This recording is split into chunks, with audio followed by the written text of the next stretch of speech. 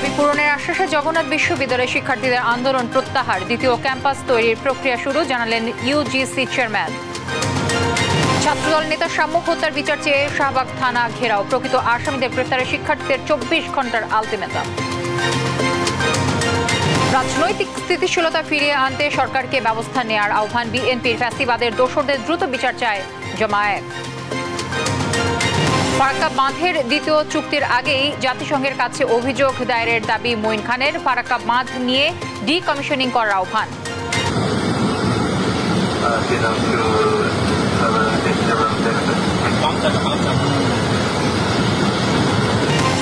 কক্সবাজার থেকে উড্ডয়নের পরই খুলে পড়ল বিমানের চাকা, শাহজালাল বিমানবন্দরে জরুরি অবতরণ, নিরাপদে 71 যাত্রী। রহমতে আমরা ইনশাআল্লাহ সমস্যা হওয়ার পরেও সহি সালামতে শাহজালাল আন্তর্জাতিক বিমানবন্দরে ল্যান্ড করতে পেরেছি। ক্ষয়ক্ষতি হয়নি, বাট ভিতরে একটু আতঙ্ক ছিল, এইটুকু। ইউক্রেনের অস্ত্রাগারে রাশিয়ার হামলা, শান্তি আলোচনায় তুরস্কের বৈঠকে দুদেশের প্রতিনিধি দল, পুতিনের সঙ্গে বসার প্রস্তাব ডোনাল্ড ট্রাম্পের। এবং সাফ অনূর্ধ্ব 19 চ্যাম্পিয়নশিপের ফাইনালে বাংলাদেশ নেপালকে 2-1 গোলে হারিয়েছে যুবারা, গোল পেয়েছে আশিকুর ফয়সাল।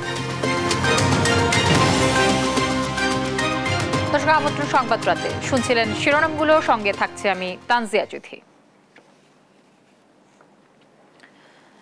দাবি পূরণের আশ্বাসে আন্দোলন প্রত্যাহার করেছেন জগন্নাথ বিশ্ববিদ্যালয়ের শিক্ষার্থীরা।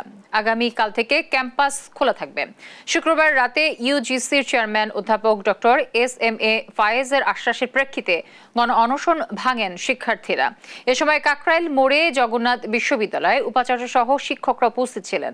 ইউজিসি চেয়ারম্যান জানান, জগন্নাথ বিশ্ববিদ্যালয়ে দ্বিতীয় ক্যাম্পাস তৈরির প্রক্রিয়া শুরু হয়েছে। শিগগিরই আবাসিক হল নির্মাণের কাজ শুরু হবে। এর আগে 50 ঘন্টা ধরে অবসান কর্মসূচির পর গণ অনশনে বসেন জগন্নাথ বিশ্ববিদ্যালয়ের শিক্ষার্থীরা। শুক্রবার জুমার নামাজের পর রাজধানীর কাকরাইল মোড়ে এই কর্মসূচি শুরু হয়। সকালে তারা সমাবেশও করে।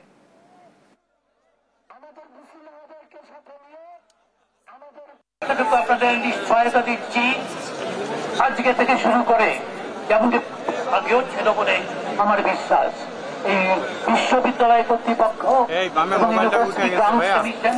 একটি ফ্যামিলি হিসাবে, একটি পরিবার হিসাবে আপনাদেরকে সবাইকে সাথে নিয়ে আমরা অগ্রসর হব। সব ধরনের যা কিছু সমস্যা আছে ইনশাআল্লাহ আমরা একসাথে থাকলে সমাধান করতে পারবো। আমাদের চলমান আজকের এই আন্দোলনের পরিসমাপ্তি ঘোষণা করছি। আপনাদের সকলকে অসংখ্য ধন্যবাদ। ঢাকা বিশ্ববিদ্যালয়ের শিক্ষার্থী শাম্য হত্যাকাণ্ডে জড়িতদের গ্রেফতারের দাবিতে শাহবাগ থানা ঘেরাও করেছেন শিক্ষার্থীরা। অপরাধীদের গ্রেফতারে 48 ঘন্টার সময় বেঁধে দিয়েছেন তারা। প্রায় ঘণ্টা খানেকের বৈঠক শেষে শাহবাগ থানা পুলিশ জানায়, আসামিদের গ্রেফতারের বিষয়ে অচিরেই দৃশ্যমান অগ্রগতি দেখা যাবে। অপরাধী গ্রেফতার না হলে রোববার সকালে ফের আন্দোলনের হুঁশিয়ারি দেন শিক্ষার্থীরা। বিস্তারিত সাবরিনা মজুমদারের রিপোর্টে। শুক্রবার সকাল 11টা রাজু ভাস্কর্যের সামনে জড়ো হতে থাকেন আন্দোলনরত শিক্ষার্থীরা। দাবি একটাই, ঢাকা বিশ্ববিদ্যালয়ের শিক্ষার্থী শাম্য হত্যাকাণ্ডের বিচার। এই আন্দোলনে একাত্মতা প্রকাশ করেন স্নেহের শিক্ষার্থী শাম্যের শিক্ষকরাও। পরে রাজু ভাস্কর্য থেকে ব্যানার ও প্ল্যাকার্ড হাতে মিছিল নিয়ে শাহবাগ থানার সামনে অবস্থান নেন আন্দোলনরত শিক্ষার্থীরা। অপরাধীদের গ্রেফতারে 48 ঘন্টার সময় বেঁধে দিয়েছেন শিক্ষার্থীরা। তাদের অভিযোগ, হত্যার ঘটনায় জড়িতদের দ্রুত গ্রেফতার না করায় বিচার প্রক্রিয়া নিয়ে তৈরি হয়েছে প্রশ্ন।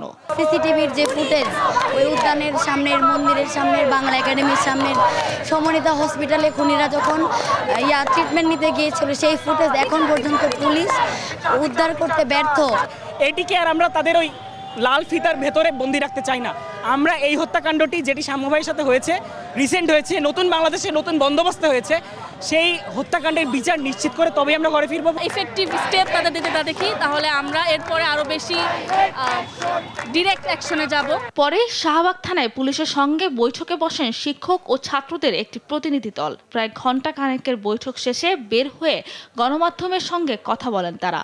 জানান, ফলপ্রসূ হয়েছে আলোচনা, তবে 48 ঘন্টার মধ্যে অপরাধী গ্রেফতার না হলে রোববার সকালে ফের আন্দোলন। আমরা তাদেরকে সাফ জানিয়ে দিয়ে এসেছি যে 48 ঘন্টার মধ্যে যদি সাম্যকে যে স্টেপ করে হত্যা করেছে তাকে সহ 12 জনকে যদি গ্রেপ্তার করা না হয়, তবে 48 ঘন্টা পরে এসে আমরা এই জায়গায় আবার অবস্থান নিয়ে এর চেয়ে কঠিন কর্মসূচি দিব। আসামিদের গ্রেফতার না করতে অর্থের লেনদেন, রাজনৈতিক কারণে আসামি না ধরা সহ শিক্ষার্থীদের অভিযোগের বিষয়ে আইন শৃঙ্খলা রক্ষাকারী বাহিনীর বক্তব্য তুলে ধরেন রমনা বিভাগের এডিসি। ফুটেজগুলো ওগুলো কিন্তু আমরা সংগ্রহ করেছি এবং এর প্রযুক্তিগত যতদিক জানতো আমরা কিন্তু সেটা করতেছি। আমরা কিন্তু থেমে নেই। রিমান্ডের বিষয়টা কিন্তু আসামির সাথে রিমান্ডে এটা দিয়ে দেওয়া হয়, ঠিক আছে। এখন রিমান্ড চাইলাম, এটা কিন্তু বড় ফ্যাক্টর না, বড় ফ্যাক্টর এইটা যারা জড়িত তাদেরকে দ্রুত আমরা ক্যাপচার করতে চাই। পরে শাহবাগ থেকে শিক্ষার্থীদের নেতৃত্বে ক্যাম্পাসে ফিরে যান শিক্ষার্থীরা। সাবরিনা মজুমদার, দেশ টিভি, ঢাকা।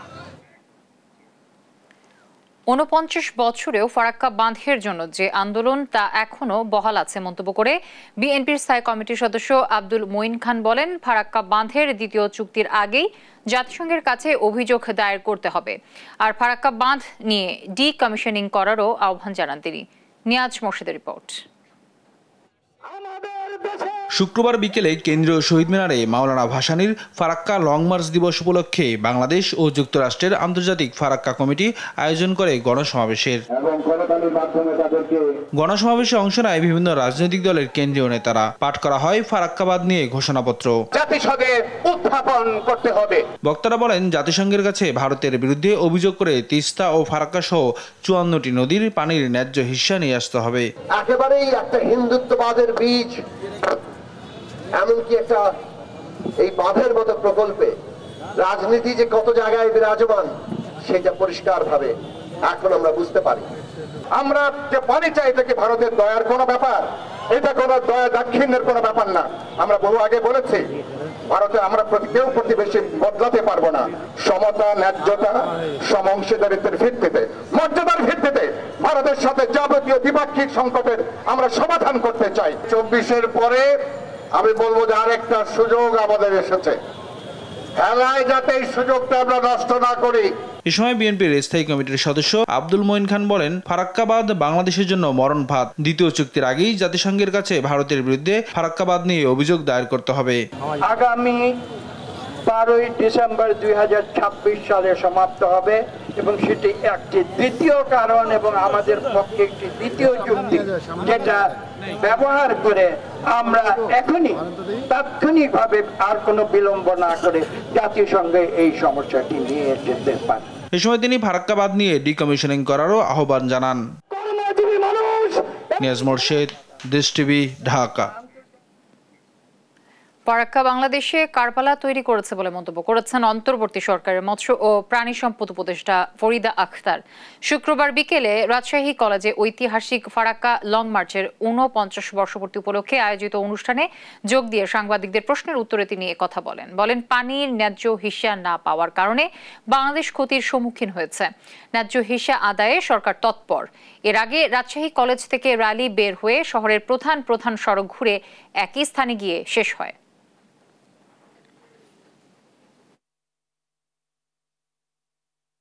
মাওলানা ভাসানী তার এরকম 90 বছর বয়সে ফারাক্কা মার্চ করেছিলেন আজকের এই দিনে।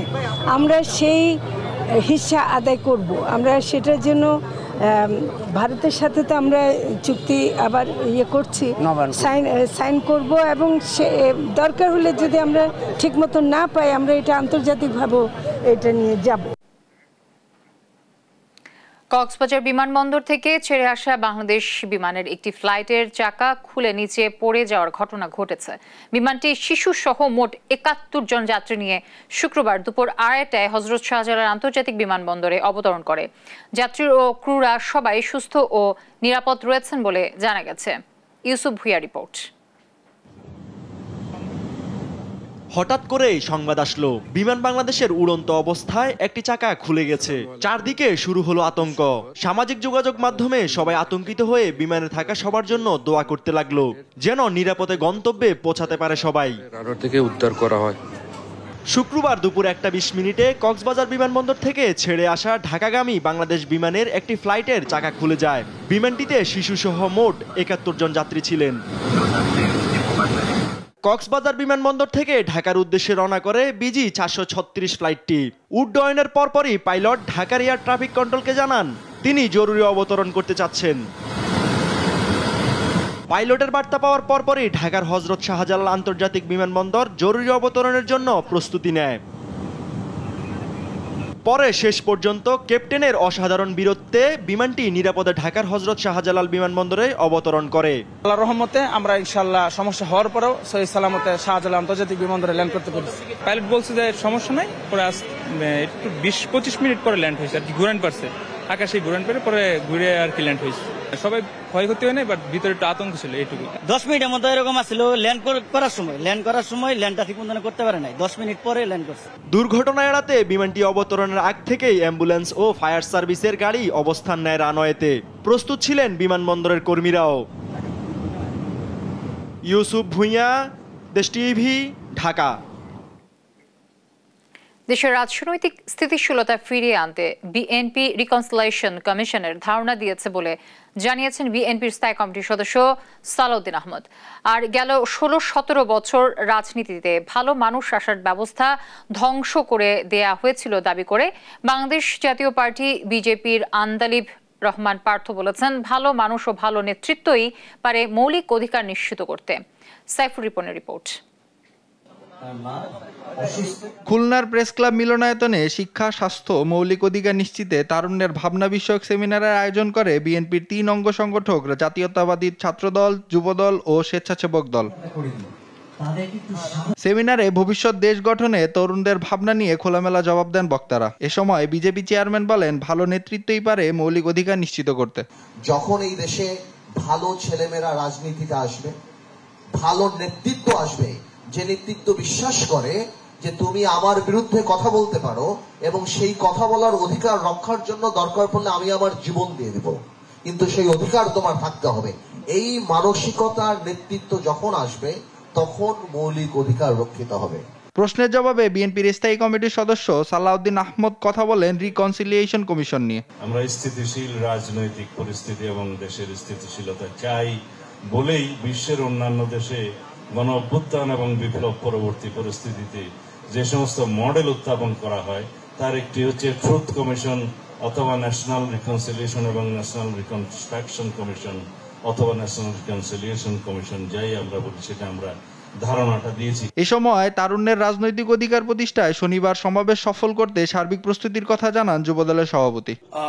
আপনারা দেখেছেন যে চট্টগ্রামে অত্যন্ত সাকসেসফুল ভাবে আমাদের এই সমাবেশ হয়েছে, তারুণ্যের সমাবেশ। আমরা আশা করছি কালকে এখানে জনতার ঢল থাকবে, তারুণ্যের ঢল থাকবে। খুলনার সার্কিট হাউস ময়দানে অনুষ্ঠিত হতে যাওয়া সমাবেশে অংশ নেবেন সাংগঠনিক বিভাগের দলের 3 অঙ্গ সংগঠন, ছাত্রদল, যুবদল ও স্বেচ্ছাসেবক দলের নেতাকর্মীরা। নাইম আফসান, দেশ টিভি, খুলনা। প্রয়োজনীয় সংস্কার শেষে প্রথমে স্থানীয় সরকার নির্বাচন এবং পরবর্তীতে জাতীয় সংসদ নির্বাচন আয়োজনের জন্য অন্তর্বর্তীকালীন সরকারের প্রতি আহ্বান জানিয়েছেন জামায়াতে ইসলামীর সহকারী সেক্রেটারি জেনারেল রফিকুল ইসলাম খান। শুক্রবার বেলা 11:30টার দিকে বগুড়া শহরের চক ফরিদ এলাকায় শহর জামায়াতের রুকুন শিক্ষা শিবিরে তিনি এই আহ্বান জানান। এই সময় তিনি গণহত্যাকারীদের বিচার নিশ্চিত সহ ফ্যাসিবাদের দোসরদের গ্রেফতারের দাবি জানান। এই সময় তিনি আরো বলেন, বিগত 17 বছরে দেশ থেকে অন্তত 28 লাখ কোটি টাকা পাচার হয়েছে। এই টাকাগুলো ফেরত আনার পাশাপাশি পাচারে জড়িতদের গ্রেফতার নিশ্চিত করার দাবি জানান তিনি। প্রয়োজনীয় সংস্কার করে আগে জাতীয় সংসদ নির্বাচন, স্থানীয় সরকার নির্বাচন, এরপরে জাতীয় সংসদ নির্বাচন দিতে হবে। এ ব্যাপারে আমরা বর্তমান অন্তর্বর্তীকালীন সরকারকেও আমরা বলেছি, বাংলাদেশের মানুষের রাজনৈতিক অভিজ্ঞতায় বলে দেশ স্বাধীনতা লাভের এই 54 বছরে যারাই ক্ষমতায় ছিলেন দলীয় সরকারের অধীনে বাংলাদেশের কোন নির্বাচন স্বাধীনভাবে মানুষ ভোটাধিকার প্রয়োগ করতে পারেন নাই। নারী বিষয়ক সংস্কার কমিশনের সুপারিশের বিরুদ্ধে ধর্মীয় মূল্যবোধকে অস্ত্র হিসেবে ব্যবহার করায় এ বিষয়ে সরকারকে ব্যবস্থা নেওয়ার দাবি তুলেছে নারী মৈত্রী সমাবেশ। সমতার দাবিতে আমরা ঐক্যবদ্ধ স্লোগানে শুক্রবার বিকেলে রাজধানীর মানিক মিয়া অ্যাভিনিউতে হওয়া কর্মসূচিতে এ দাবি জানান বক্তারা। জুলাই অভ্যুত্থান পরবর্তী সময় নারীর প্রতি সহিংসতা, কটূক্তি, যৌন নিপীড়ন, ধর্ষণ, প্রকাশ্যে মারধরের ঘটনা অহরহ ঘটছে বলেও অভিযোগ করেন তারা। তারেক মাহমুদ সুজনের রিপোর্টে আমরা বাকিটা জানছি।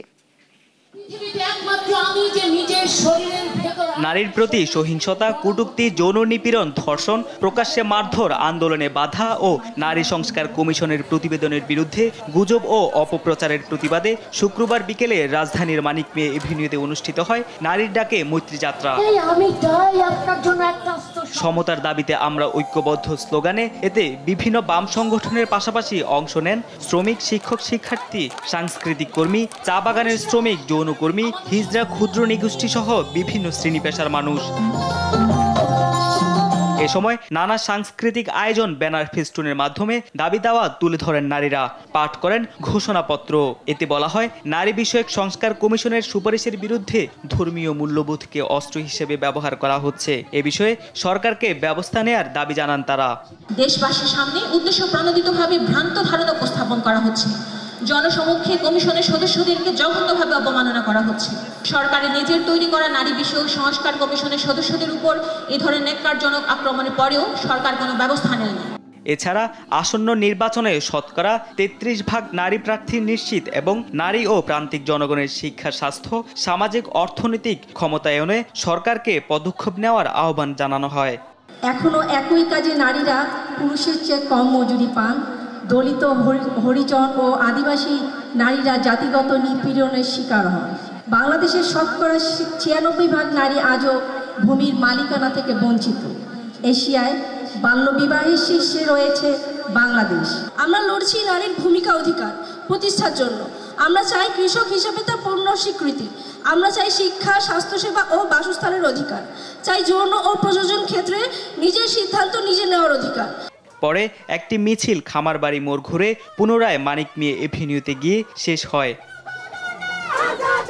তারেক মাহমুদ সুজন, দেশ টিভি, ঢাকা। জুলাই গণ অভ্যুত্থানে আহত আত্মত্যাগী তরুণদের মানসিক সুস্থতা নিশ্চিত করার লক্ষ্যে অনুষ্ঠিত হয়েছে নির্বাণ কর্মশালা। শুক্রবার মহাখালীর ব্র্যাক সেন্টারে দিনব্যাপী অনুষ্ঠিত এই কর্মশালায় আলোচকরা আন্দোলনকারীদের মানসিক সুস্থতা, আত্মপরিচর্যা ও পুনর্বাসনের গুরুত্ব তুলে ধরেন। আলোচকরা গণ অভ্যুত্থানের যোদ্ধাদের মানসিক সুস্থতা নিশ্চিত করতে সহায়ক কৌশল, বহু অংশীদারি উদ্যোগ ও পুনর্বাসন ব্যবস্থার প্রয়োজনীয়তার উপর গুরুত্ব দেন।